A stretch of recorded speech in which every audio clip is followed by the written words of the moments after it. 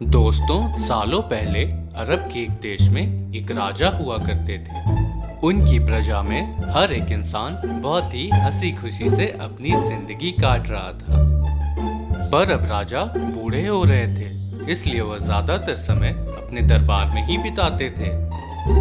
एक बार तो राजा की तबीयत इतनी ज्यादा बिगड़ गई कि इस बार वो महीनों तक बिस्तर से नहीं उठे। राजा की इस बिगड़ती हुई तबीयत की खबर पाकर पड़ोसी देश के राजा उनके राज्य को हड़पने की साजिश करने लगे। वे जानते थे कि राजा के होते हुए अगर वो उनके राज्य पर हमला करेंगे तो कभी भी उनके राज्य को नहीं हड़प पाएंगे। पड़ोसी देशों के साजिश की बू पाकर मंत्री जल्दी जल्दी में राजा के पास आते हैं और कहते हैं कि महाराज, अगर आपके इस हाल में पड़ोसी देशों ने हम पर हमला कर दिया तो जरूरी हम हार जाएंगे और हमारा राज्य लुट जाएगा। इसीलिए आपको जल्द ही अपने दोनों बेटों में से किसी एक को राजा बनाना होगा। राजा के लिए यह फैसला करना बहुत ही मुश्किल था, क्योंकि राजा के दोनों बेटे ही बुद्धि के हिसाब से बिल्कुल बराबर थे और उनमें से किसी एक को चुनना राजा के लिए नाइंसाफी का काम करना था। इसके लिए मंत्री ने उन्हें एक उपाय बताया। उन्होंने कहा कि आप अपने दोनों बेटों में एक प्रतियोगिता करवाएं। इस प्रतियोगिता में आपके दोनों बेटे ऊंट पर बैठकर महल की तरफ प्रवेश करेंगे और उन दोनों में से जिसका भी ऊंट आखिर में महल के अंदर आएगा वही राजा बनेगा। राजा के दोनों बेटे ऊंट पर बैठ जाते हैं और प्रतियोगिता शुरू हो जाती है। दोनों में से कोई भी अपनी जगह से जरा सा भी नहीं हिलता।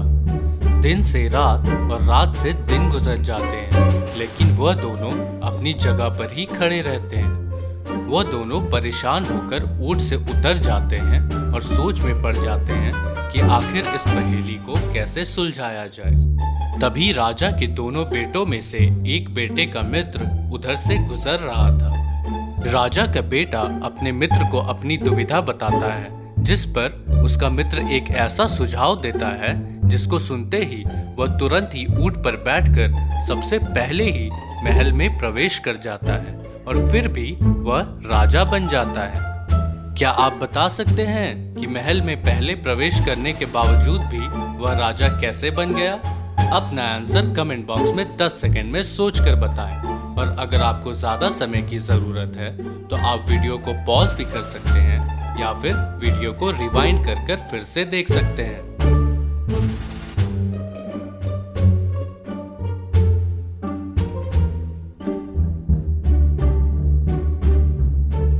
दोस्तों, असल में उसके मित्र ने उसे यह सुझाव दिया था कि अगर तुम्हें अपने ऊंट को आखिर में महल में पहुंचाना है तो तुम अपने भाई के ऊंट पर बैठकर सबसे पहले महल में प्रवेश कर जाओ, जिससे तुम्हारा भाई हार जाएगा और तुम राजा बन जाओगे। दोस्तों, अगर आपने इस पहेली को सुलझा लिया तो सचमुच इस बात पे एक लाइक तो बनता है। और अगर आपने हमारे चैनल को सब्सक्राइब नहीं किया तो अभी सब्सक्राइब कर नोटिफिकेशन बेल दबा दें, क्योंकि आपका सपोर्ट हमारे लिए बहुत ही ज़्यादा ज़रूरी है। तब तक के लिए अपना ख्याल रखें। Thank you.